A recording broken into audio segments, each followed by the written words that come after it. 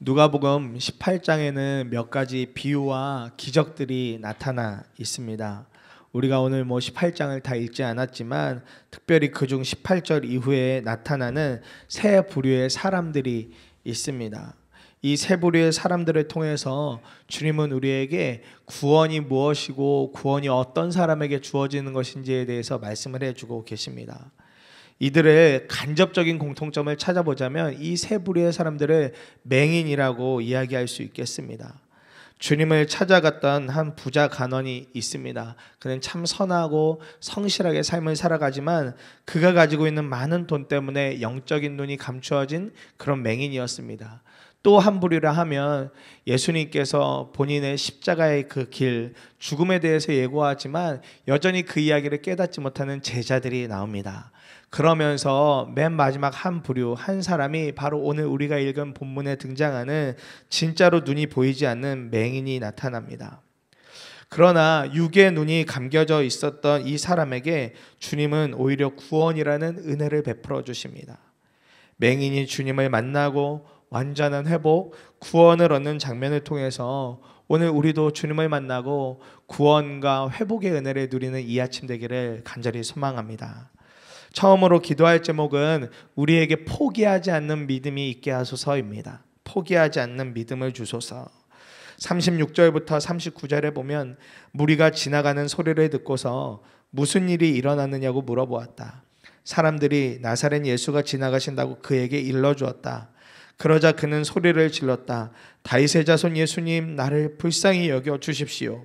앞에 서서 가던 사람들이 조용히 하라고 그를 꾸짖었으나 그는 더욱더 크게 외쳤다. 다윗의 자손님, 나를 불쌍히 여겨 주십시오. 여리고 입구에서 눈이 보이지 않으니까 구걸을 하고 있던 한 사람에게 듣던 중 반가운 소리가 하나 들립니다. 예수님이 지금 그가 있던 그 앞길을 지나가신다는 소식을 듣게 된 것입니다. 볼 수가 없으니까 다른 사람들이 하는 이야기, 또 여러 분위기, 귀로 들려져 있는 분위기를 통해서 이 소식을 들은 이 맹인이 이내 막 소리를 지르기 시작합니다. 주변에 있던 사람들이 이 맹인의 행동에 대해서 조용히 하라고, 시끄럽다고 막 그렇게 꾸짖지만 오히려 그럴수록 더 크게 주님을 불렀습니다. 무리들은 예수님이 어떤 사람인가 막 구경하며 따라가기에 바빴지만 이 맹인은 오직 이분만이 자신의 눈을 뜨게 해줄 수 있다는 분명한 믿음을 가지고 있었습니다.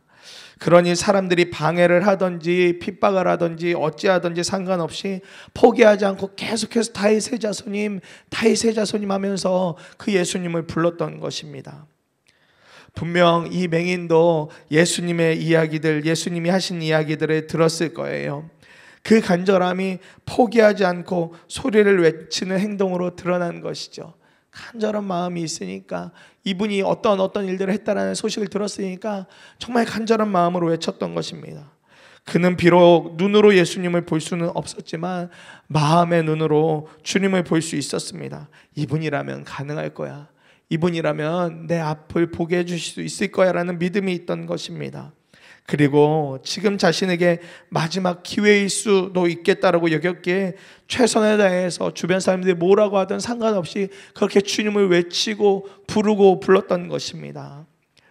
오늘 우리의 믿음 생활 가운데에서도 개인의 믿음을 지켜나가는 일도 그렇고 우리가 가진 여러 기도 제목들을 가지고 나아갈 때 중요한 것은 바로 이 포기하지 않는 믿음을 가지고 살아가는 것입니다. 넘어지고 쓰러지고 엎어져도 포기하지 않고 주님을 찾고 부르짖을 수 있는 그런 포기하지 않는 믿음을 우리가 가져야 하는 것입니다.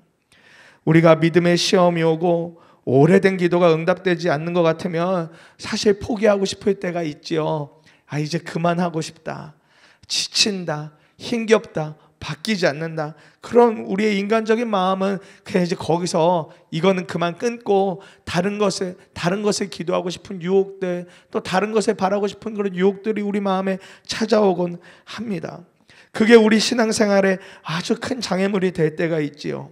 그러나 바로 그때 이 맹인과 같이 오직 주님만 바라보고 오직 영안을 열어서 주님을 바라보고 포기하지 않은 채 주님을 외칠 믿음만 있으면 정말 우리가 살아나게 되어지는 것입니다. 영적인 시험 가운데 빠지더라도, 오래된 기도 제목 때문에 지치고 낙심되고 좌절하더라도 다시 그 영안을 열어서 주님을 바라보면서 외칠 수 있는, 포기하지 않을 수 있는 그 믿음만 있으면 우리가 살아나게 되는 것입니다. 주님이 응답하실 때까지 흔들리지 않고, 마치 맹인을 꾸짖는 사람들 속에서 그 맹인이 주님을 향하여 부르짖듯이 버티고 또 버텨낼 영적인 힘이 충만할 때 우리는 주님과의 만남, 또 주님의 말씀 가운데 부어지는 응답, 은혜를 누리게 되어지는 것입니다. 주님께서, 제가 젊은이 교회에 있을 때 참 감사한 것은 여러 믿음의 청년들, 저보다 더 참 뛰어난 믿음을 가진 청년들을 많이 만나게 해주신 것이 저에게 너무나 큰 복이었는데요, 그중 한 청년이 있었습니다. 이 친구에게 있어서 참 오래된 기도 제목이 있었는데, 그것은 가족들의 구원이었습니다. 아버지, 어머니의 구원을 놓고 오랜 시간 기도했었습니다. 사실 이 친구도 다른 사람의 전도를 받아서 세례를 받고 그렇게 열심히 신앙생활하고 있던 친구인데, 본인은 그런 은혜를 누리고 있지만 그 부모님들이 아직 복음을 전혀 모르니까 그런 답답함이 이 친구 안에 있어서 오랜 시간 기도하고 있었습니다. 그러던 중에 아버지께서 갑자기 췌장암에 걸리셨습니다. 그러니까 이 청년의 마음이 얼마나 속이 타기 시작하는지, 췌장암이고 이미 중기가 넘어가서 이제 어떻게 되실지 모르는 상황이 오니까 이 청년의 마음이 막 녹아내리는 겁니다. 그러면 어머니라도 믿음이 있으시면 큰 힘이 되었을 텐데, 어머니 역시도 복음과는 전혀 접점이 없으셨던 그런 분이셨어요. 그러니까 이 청년이 정말 마음 다해서 부모님 놓고 기도하는 겁니다. 그런데 그때마다 만만치 않은 시험이 찾아왔어요. 이 청년이 그렇게 열심히 교회 나오고 기도하고 그러니까 아버지 마음에 육신이 연약해지시니까 서운해지시는 겁니다. 아빠가 아픈데 아빠하고 시간을 더 많이 보내야지, 너는 그렇게 매일 교회 가냐, 이러면 청년 마음이 막 상하는 거예요. 그러면서 막 험한 말 하시고 하면 이 청년이 막 속이 상해서 어떤 때는 정말 예배 시간 내내 울고만 있고 막 그러는 겁니다. 또 주변 사람들, 여러 사람들의 말 때문에 좌절도 많이 경험을 했었습니다. 그러면 이제 이 친구의 마음에 그럴 때마다 어떤 마음이 드냐면, 이제 안 되겠다, 그만하련다, 나 예수님 믿는 것도 그만하고 그냥 다 그만해야겠다, 이런 마음이 들어서 막 포기하려는 순간도 여러 차례 있었습니다. 그런데 그때마다 너무 감사했던 건, 그런 본인의 마음을 솔직하게 사역자들에게, 또 믿음의 본인의 친구들에게 이야기하면서 기도도 부탁하고 다시 한 번 더 그 산을 넘어서면서 그렇게 귀하게 다시 믿음의 끈을 막 그렇게 붙들고 나아가더라고요. 그러다 작년 가을에 아버지께서 드디어 병상에서 세례를 받으셨어요. 이 친구가 그렇게 오랜 시간 간절히 바라던 기도 제목이었는데 병상에서 그렇게 세례를 받으셨습니다. 그리고 열흘 정도 있다가 하늘나라에 가셨어요. 비록 아버지는 그렇게 하늘나라에 가셨지만 정말 이 간절한 이 친구의 기도 제목에 대해서 하나님이 아주 신실하게 응답해 주셨습니다. 그런데 더 놀라운 것은요, 이 청년 아버지의 장례를 교회에서 정말 정성을 다해서 섬겨 주셨습니다. 그리고 났을 때 어떤 일이 벌어졌냐면, 어머니의 마음이 거기서 또 완전히 녹아지신 거예요. 교회에서 열심으로 마음을 다해서 장례를 섬겨주는 그 모습 속에서 감동을 받으셔서 이 어머니의 마음의 문이 열리고 복음을 받아들이기로 결심을 하셔서 장례 이후에 교회에 등록을 하고 그렇게 교회를 열심히 다니시는 모습을 보게 됐습니다. 한 번은 SNS에 이 친구가 사진과 글을 하나 올려줬는데, 엄마하고 같이 성경 필사하고 있는 거예요. 성경 말씀을 한 장 한 장씩 필사하고 있는 그 사진을 올려놨는데 너무 감격이 되어졌습니다. 어제도 이 친구에게 연락이 왔는데 또 너무 감격스러운 건, 어머니가 돌아오는 주일에 이제 세례를 받으신다는 거예요. 그 기쁨을 전해주려고 연락했다고 그렇게 연락이 왔는데 너무 감사했습니다. 한 청년의 포기하지 않는 믿음을 통해서 가족들이 구원의 길 가운데로 들어가는 놀라운 것들을 보게 되었습니다. 때때로 지치고 힘들면 정말 믿음이 아무리 강건해도 다 포기하고 싶죠. 안 될 것 같으니까요. 어려울 것 같으니까요. 이거 안 될 것 같은 생각 들어서 뒤로 숨어버리고 싶은 때가 누구나 있습니다. 그러나 그때가 바로 우리가 포기하지 않는 믿음을 사용해야 할 때인 것입니다. 포기하고 싶은 마음 들 때, 그만하고 싶은 마음 들 때, 그때 우리가 이제 믿음을 사용하는 거예요. 포기하지 않겠습니다. 주님, 더 주님 붙들겠습니다 라는 더 강건한 믿음으로 그렇게 믿음을 사용해야 되는 때인 것입니다. 그런 마음, 포기하고 싶은 마음 들면 지금 주님이 내게서 믿음을 원하시는 때임을 직감해야 되는 거예요. 지금 주님이 나에게 믿음을 사용해 보라고 하시는 거구나. 포기하지 않는 믿음을 사용해 보라고 하시는 거구나. 그리고 맹인처럼 포기하지 않고 더 크게 부르짖는 믿음을 사용해 보는 것입니다. 그러면 나의 생각, 우리의 생각을 뛰어넘어서 역사하시는 주님을 만나게 되어지는 것입니다. 오늘도 여러 영적인 시험들이 우리를 둘러싸고 있죠. 또 오랜 시간 기도해도 안 된다고 여겨져서 포기하고 싶은 기도 제목도 분명히 있으실 겁니다. 그러면 우리가 오늘 오히려 육의 눈을 감고, 우리가 보고 있는 육의 눈을 감고 마음에 있는 마음의 눈, 영안을 열어서 주님을 주목하고 함께 주님을 부르짖기 원합니다. 그렇게 주님을 만나시기를 축복합니다. 반드시 이 믿음의 표현 가운데 주님께서 새로운 회복과 은혜를 부어주실 줄 믿습니다. 두 번째로 기도하고 싶은 것은 주님의 말씀을 신뢰하는 믿음을 주소서입니다. 오직 주님의 말씀을 신뢰하는 믿음을 주소서.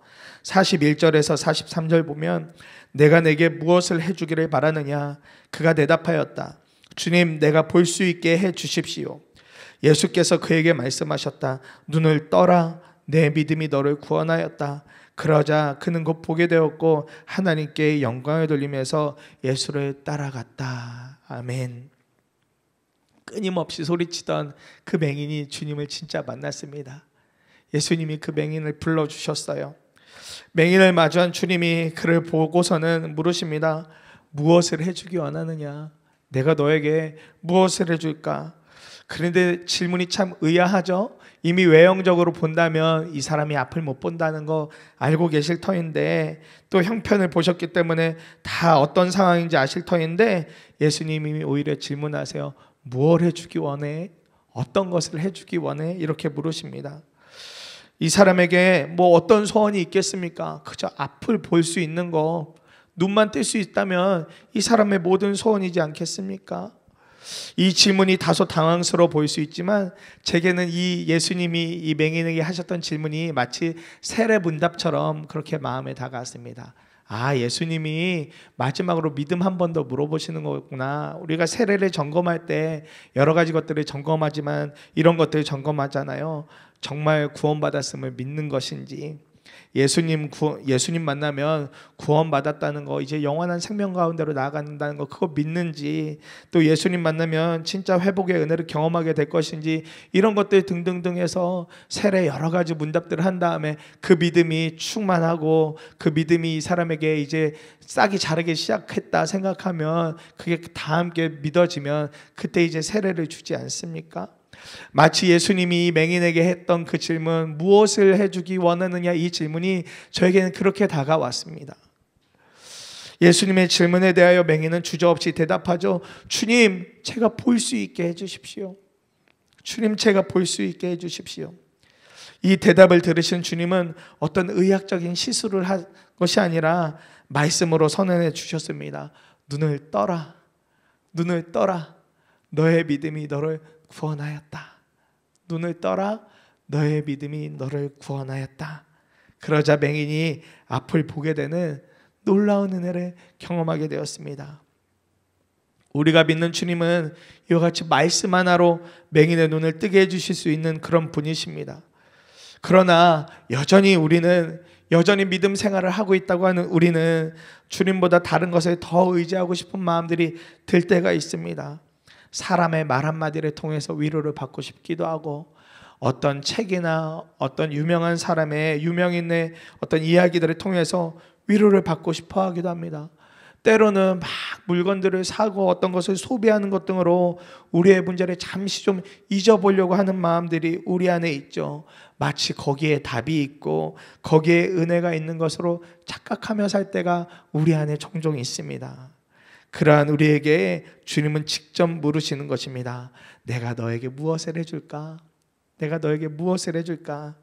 이 질문을 저도 이제 부모니까 부모가 자녀에게 한다면 이렇게 말할 수도 있겠다 싶었어요. 엄마가, 아빠가 너한테 무엇을 해줄까? 말해봐. 엄마나 아빠는 네가 원하는 거 뭐하라도 다 해줄 수 있어. 어떤 것이라든지 얘기하면 다 해줄 수가 있어. 자녀가 구하는 것이 허황된 것이 아니라면 어떻게든 부모의 마음으로 다 해주려고 하지 않겠습니까? 그것이 그냥 그가 어떤 욕심으로 원하는 것 그런 게 아니라면 어떻게든 부모의 마음이라면 그거 다 해주고 싶은 마음이 있는 거잖아요. 그런 것처럼 예수님의 질문 속에서도 이런 의미가 있겠다 싶었습니다. 내가 너에게 무엇을 해줄까? 나는 무엇이든지 다 해줄 수 있단다. 그 한 번 보는 맹인 앞에서 내가 무엇을 해줄까? 나는 너에게, 나는 당신에게 무엇이든지 다 해줄 수 있어요. 이 이야기를 해주시는 것 같았습니다.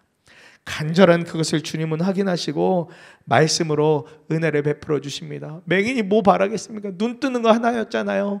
그러니까 그냥 눈 뜨고 싶어요. 앞을 보고 싶어요. 그러니까 주님이 말씀으로 그 소원을 이루어주신 것이죠. 눈을 떠. 너의 믿음이 너를 구원했어. 눈을 떠.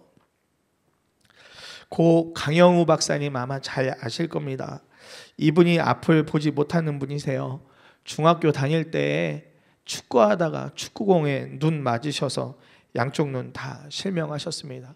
그리고 그런 일이 있기 바로 직전 해에는 아버지가 돌아가셨어요.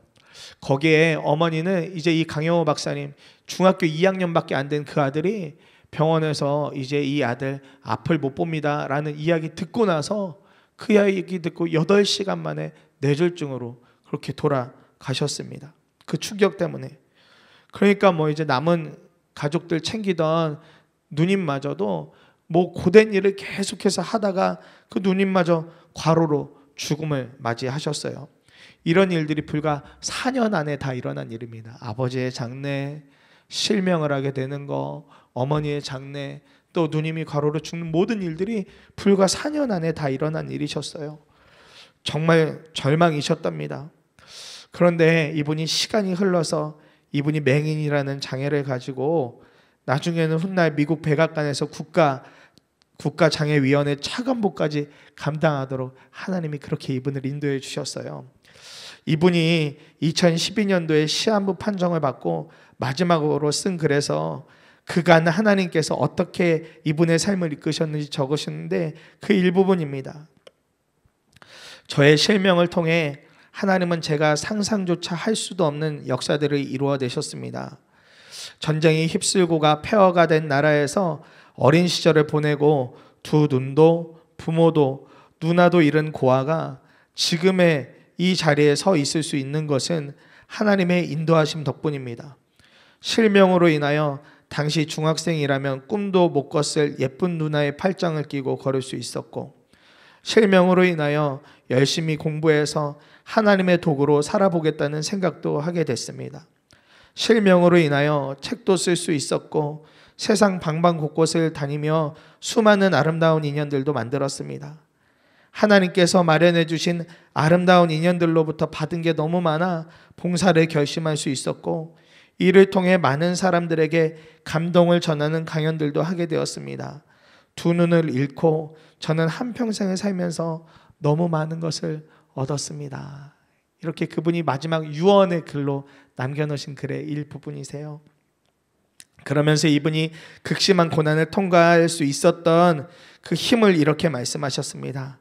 저는 고난 속에서 주님을 보았고 절망 속에서 주님의 음성을 들었습니다. 저는 고난 속에서 주님을 보았고 절망 속에서 주님의 음성을 들었습니다. 이렇게 한 줄로 그의 삶을 정리해 놓으셨더라고요. 사실 절망스러운 날의 연속이었겠죠. 중2 때 실명이 되어져서 정말 어렵게 사셨거든요. 맹인학교 들어가서 거기서 그냥 뭐 마사지 하는 거 이런 거 배워서 보통은 그 다음이 다 그렇게 펼쳐진다 하는데 거기에서 멈추지 않고 맹학교에서 그가 믿었던 하나님 앞에 원망하듯이 부르짖었지만 그러면서 하나님을 다시 뜨겁게 만나고 꿈을 갖게 되어지고 거기서 날마다 하나님을 부르짖고 찾는 가운데 주님이 날마다 이 강영호 박사님에게 말씀을 주셨던 거예요. 어둠을 이겨낼 수 있는, 고난을 돌파할 수 있는 여러 말씀들을 주셨던 겁니다.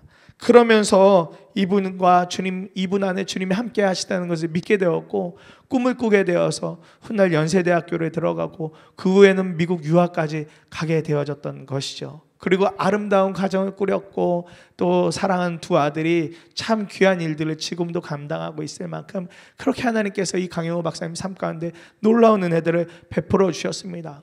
이 강영호 박사님을 살린 것이 다른 것이 아니었습니다. 날마다 주님 앞에 엎드릴 때마다 주님의 말씀과 주님의 음성을 듣고 거기에서 힘을 얻고 거기에서 살아날 수 있으셨던 거예요. 강영호 박사님에게 있어서 그렇기 때문에 주님은 모든 것을 가능하게 해주시는 분이셨습니다. 말씀을 주시고 나에게 갈 바를 알려주시고 모든 것을 이루어주시는 분이 주님이셨어요. 이분의 삶을 보면 가장 어려웠을 그때 주님을 붙들고 주님의 말씀을 붙드셨습니다. 평생을 그렇게 사셨습니다. 그리고 놀라운 주님의 은혜 가운데로 들어가실 수 있었습니다. 주님을 붙들면 우리 삶의 장애라 여겨지는 부분들을 넘어서서 회복의 은혜를 누리게 되어지는 것입니다. 이와 같이 새로운 힘을 얻게 되어지는 것입니다. 주님은 오늘을 사는 저와 여러분들에게도 이런 은혜를 주시기 원하십니다. 그래서 계속 말씀하세요. 성경을 읽을 때에도, 예배를 드릴 때에도, 우리가 기도할 때에도 주님은 분명하게 말씀하십니다. 그런데 그 말씀은 우리가 주님을 신뢰할 때에 들립니다. 우리가 주님을 정말 믿고 신뢰할 때 주님의 말씀이 들립니다. 무엇이든 주님은 하실 수 있다고 믿을 때 들리게 됩니다. 우리가 가진 간절함의 수준을 넘어서 주님을 신뢰하는 가운데 주님의 말씀을 통하여 응답을 누리시는 사랑하는 성도님들의 삶이 되시기를 간절히 축복합니다. 말씀을 정리합니다. 주님을 끝까지 붙드는 포기하지 않는 믿음을 가져야겠습니다. 좌절이 오고 낙심이 와도 끝까지 주님과 함께 나아갈 때 은혜를 누리게 됩니다. 주님께 포기하지 않는 믿음으로 나가는 삶은 주님은 물론이고 주님의 말씀을 신뢰하는 삶을 살 때 더 분명한 은혜로 우리 안에 다가옵니다. 오늘도 주님이 주시는 그 한 말씀을 통하여 삶 속에서 주님이 부으시는 은혜를 누리시기를 간절히 소망합니다.